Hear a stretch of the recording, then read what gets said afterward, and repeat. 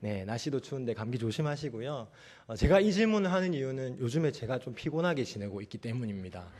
이유는 다 아시지요? 둘째가 태어난 지 이제 한 달이 되었습니다. 그래서 요즘에는 주중에 퇴근을 하는 시간에는 퇴근하는 기분이 아니라 집으로 출근하는 기분이 듭니다. 그래서 제가 두 가지 일을 하고 있나 세 가지 일을 하고 있나 생각을 해보니까 제가 쓰리잡을 하고 있더라고요. 그래서 첫 번째는 교회 전도사로 하고 있고, 두 번째는 청년들 가르치는 교육 일을 하고 있고, 세 번째는 육아를 하고 있습니다. 그래서 생각을 쭉 해보니까 회사에서는 제가 머리를 주로 쓰는 것 같고요. 그 다음에 집에서는 몸을 주로 쓰는 것 같습니다. 교회에서는 몸과 머리를 다 쓰고 있는 것 같습니다.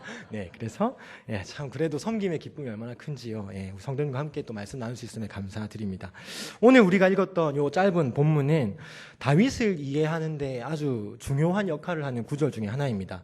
그래서 어떤 목사님들은 다윗의 역사를 알려면 여기 말씀부터 봐야 된다 하시는 분들도 있을 만큼입니다. 그래서 오늘은 좀 짧지만 이 말씀을 근거로 어떻게 다윗이 그 믿음의 사람이 되었는가 두 가지로 말씀을 드릴 건데요. 다윗의 귀한 믿음 첫 번째는요, 바로 홀로 서는 믿음입니다. 성도 한번 따라해 주실까요? 홀로 서는 믿음. 오늘 본문에 이렇게 얘기합니다. 그러므로 그곳을 떠나 아들람 굴로 도망하매 라고 본문을 시작하고 있죠. 이 말씀에서 우리가 알 수 있는 것은 다윗이 지금 쫓겨다닌다는 것입니다. 왕으로 알고 있는 다윗이 쫓겨다닐 때도 있었다는 거 다 아시지요? 다윗은 골리앗을 죽인 이후에 아주 민족적으로 추앙받는 영웅이 되었습니다. 전쟁터에서 정말 자식이나 남편을 보낸 여인들이 다 이제 다윗을 맞으러 나와가지고 승전가를 외치면서 다윗에게 노래를 부르고, 그래서 사울이 죽인 사람은 천천히요 다윗이 죽인 자는 만만이란 노래까지 나올 정도였습니다. 그 노래를 듣고 있는 진짜 왕이었던 사울은 기분이 어땠겠습니까?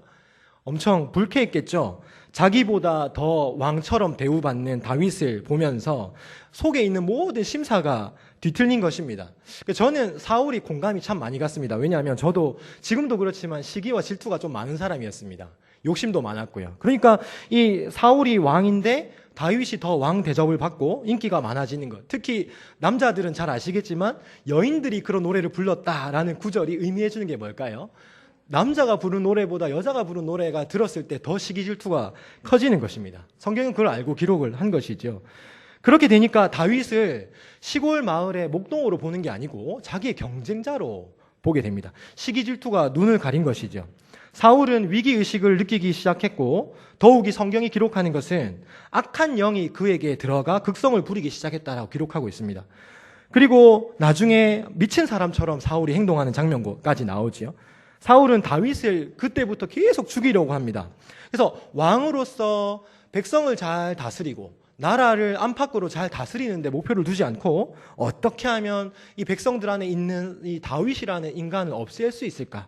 그게 이 왕의 목표가 되어버립니다. 많은 계획을 세우고 음모를 세워서 권력을 이용하고 지위를 이용해서 그 다윗을 죽이려고 했던 것이죠.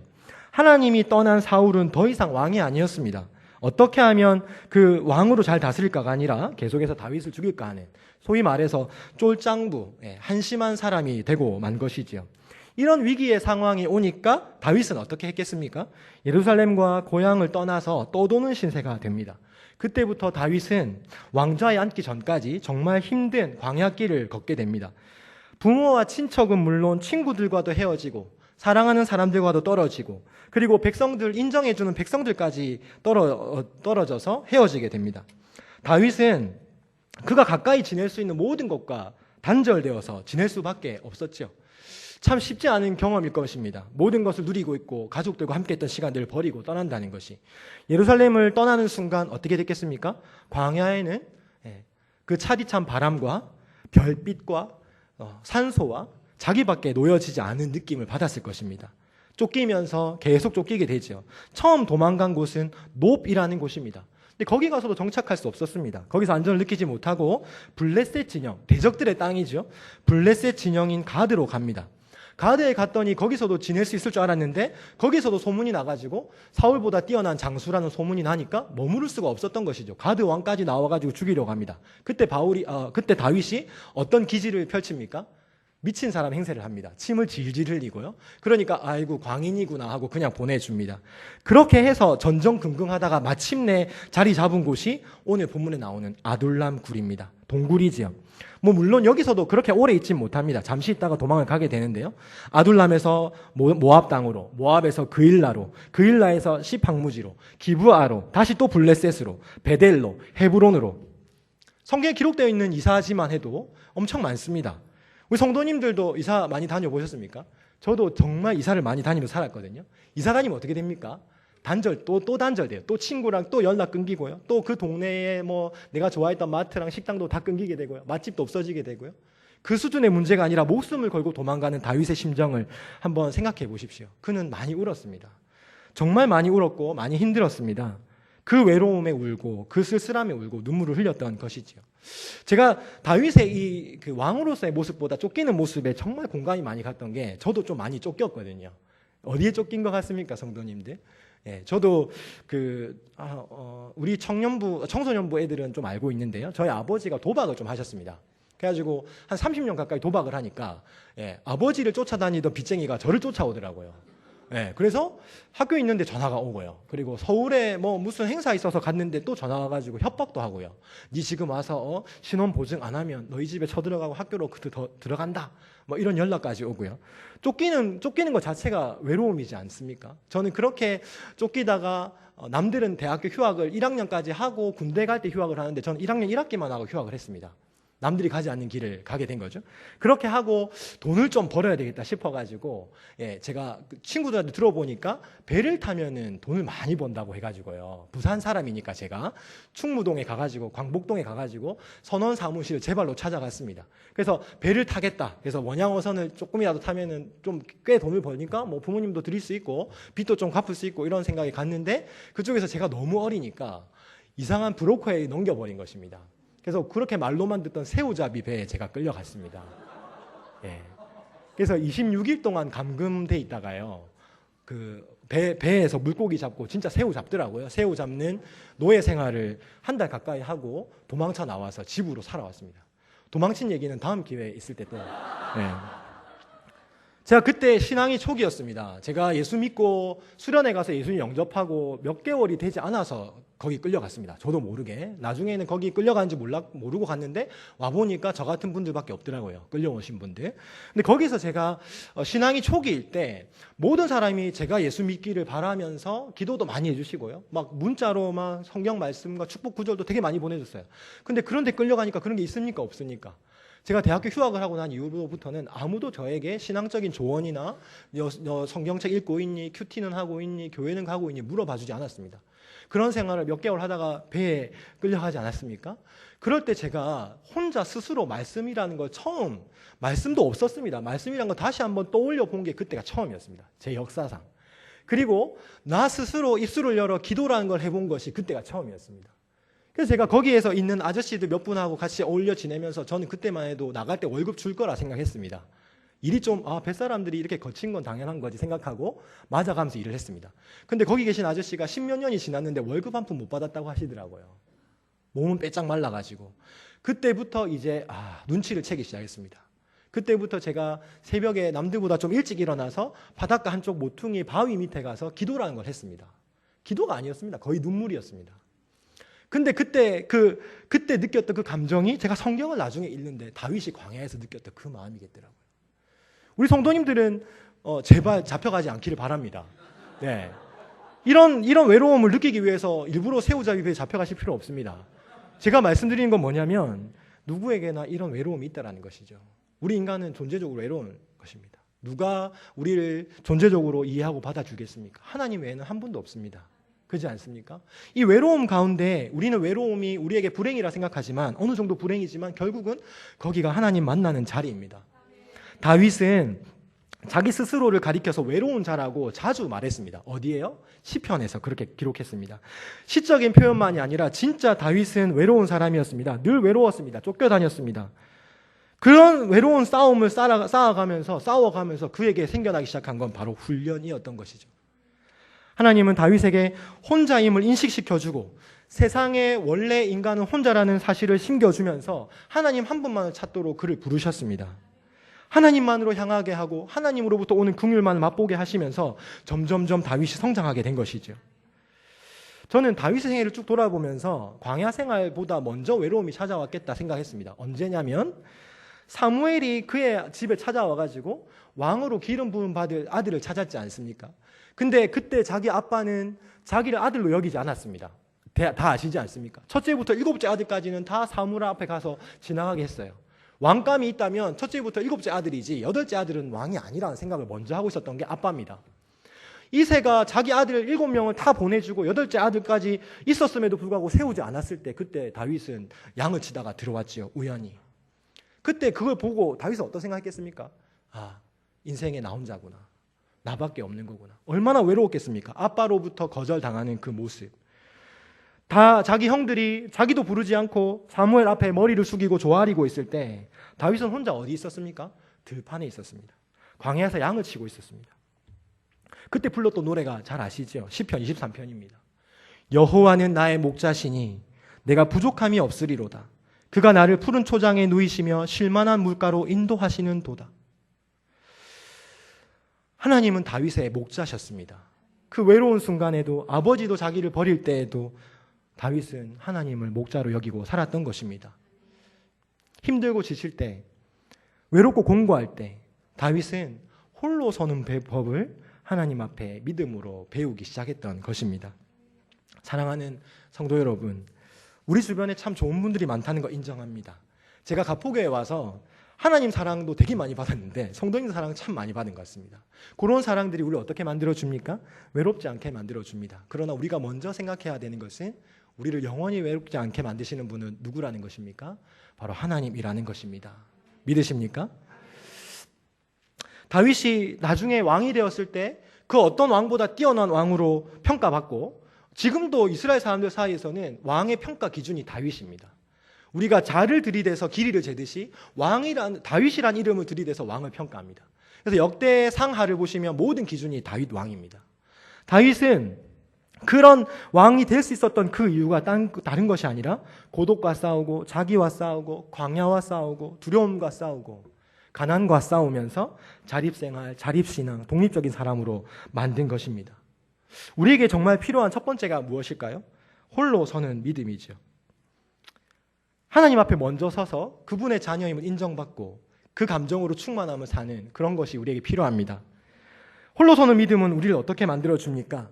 다른 사람에게 묻어서 천국 가는 걸 막아줍니다. 우리는 절대로 다른 사람의 믿음에 묻어서 갈 수 없습니다. 나의 아내가 아무리 잘 믿어도 내 엄마 아빠가 너무 잘 믿어도 우리 집이 기독교 5대 집안이라 하더라도 덤으로 묻어서 붙어서 낑가서 천국 가는 게 아니라는 것이죠. 내가 구원받고 내가 영접하고 내가 찬양하고 내가 믿어야 가는 것입니다.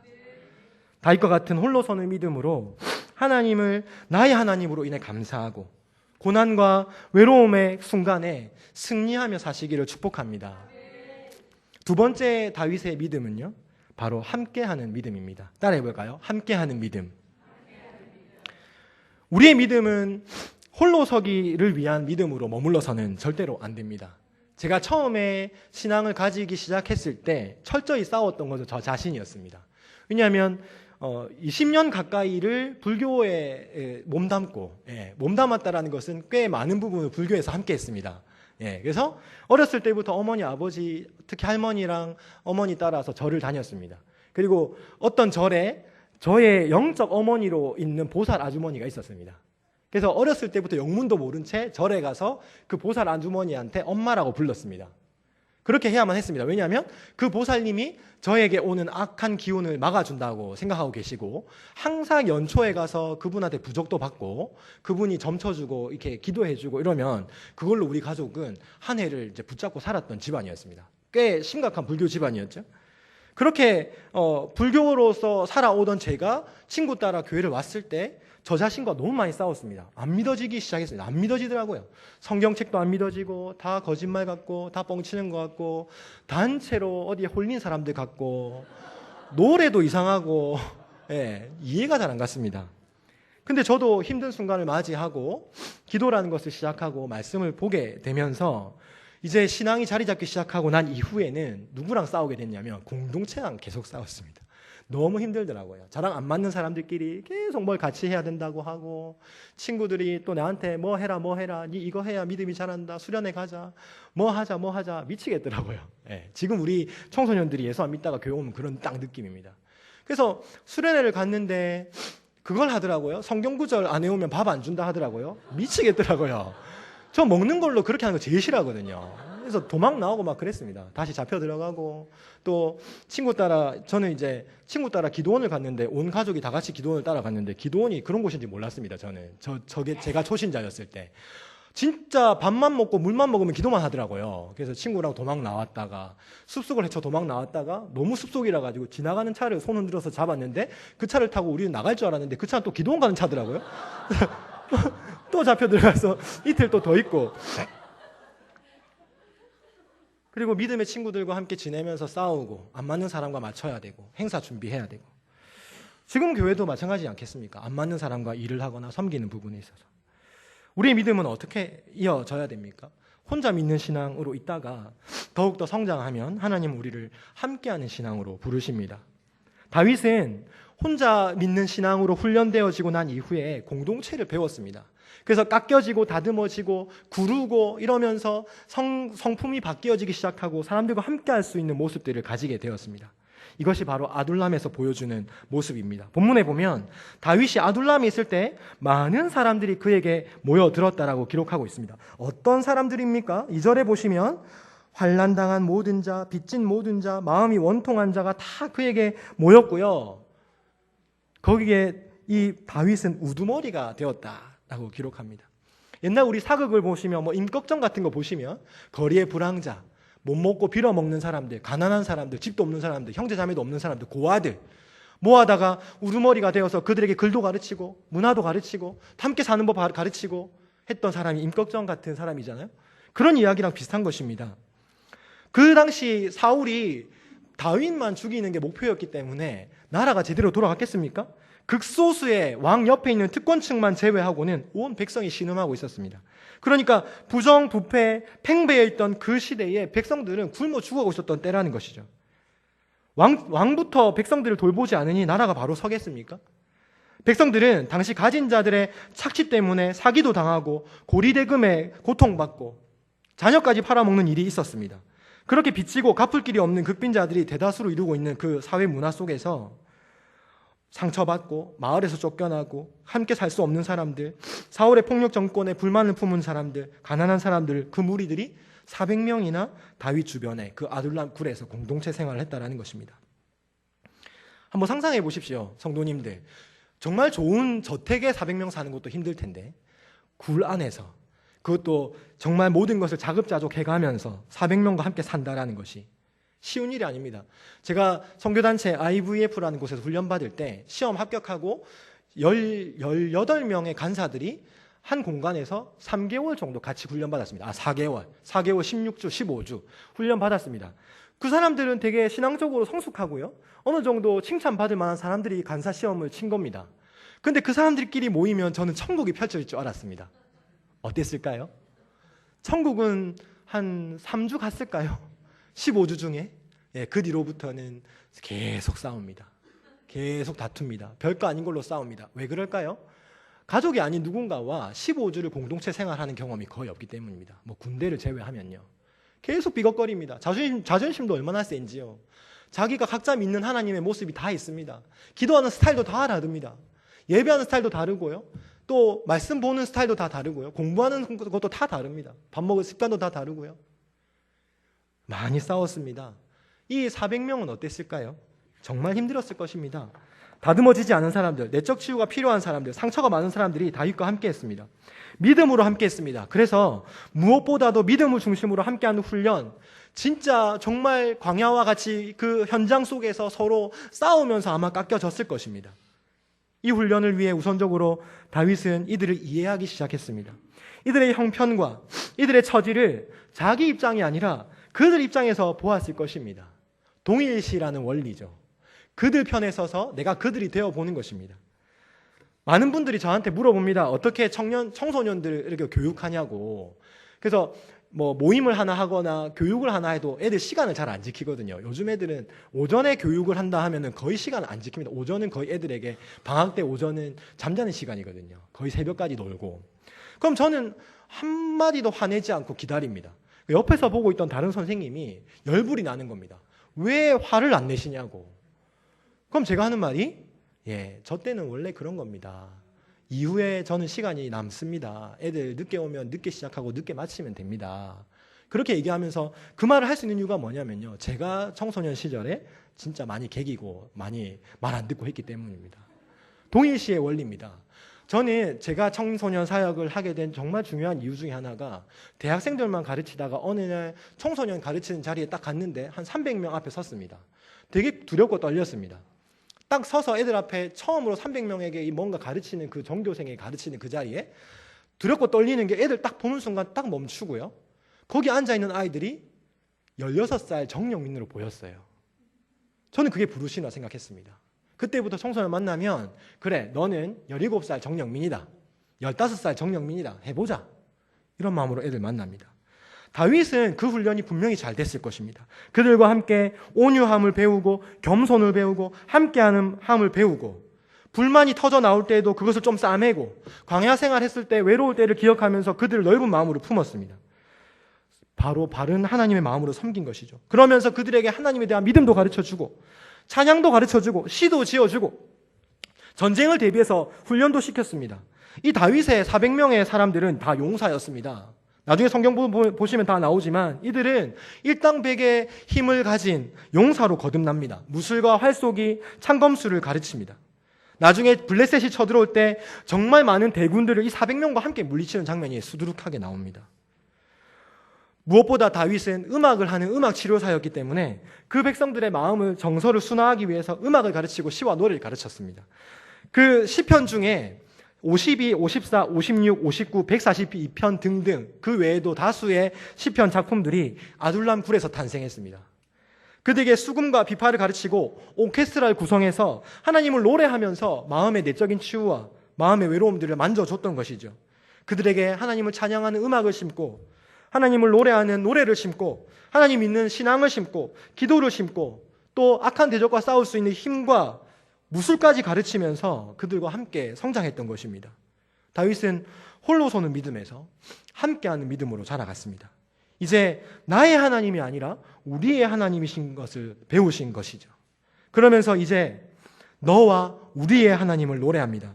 여호와 우리 주여 주의 이름이 온 땅에 어찌 그리 아름다운지요. 주께서 택하시고 가까이 오게 하사 주의 뜰에 거하게 하신 사람은 복이 있나이다. 우리가 주의 집 곧 주의 성전의 아름다움으로 만족하리이다.